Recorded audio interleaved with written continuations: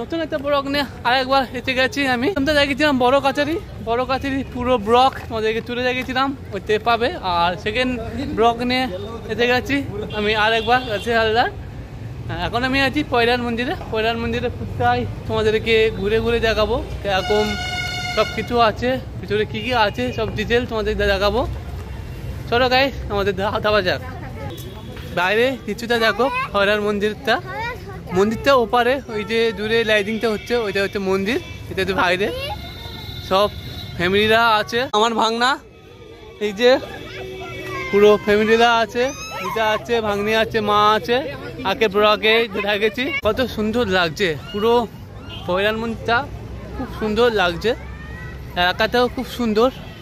পুরো সব ভক্তরা এখানে এসে দর্শন করছে, ভগবানকে দর্শন করছে, মন্দিরটাকে দর্শন করছে।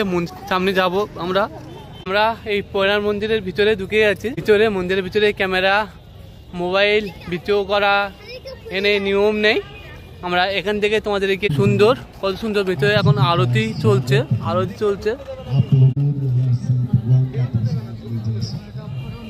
ভিতরে ক্যামেরা এও নেই, ক্যামেরা এরকম না, এখানেই বাস করে আমরা ভিতরে ঢুকছি। চলো ভিডিওটা এখানেই শেষ করছি। ভিতরে তো ভিডিও করতে যাইনি, ভিডিও করা ক্যামেরা এখন এও নেই। নেক্সট বারে যখন আসবো এই পয়রার মন্দিরে যখন আসবো ফিরে আমরা ব্লগ নিয়ে আসবো। চলো হরে কৃষ্ণ, টাটা।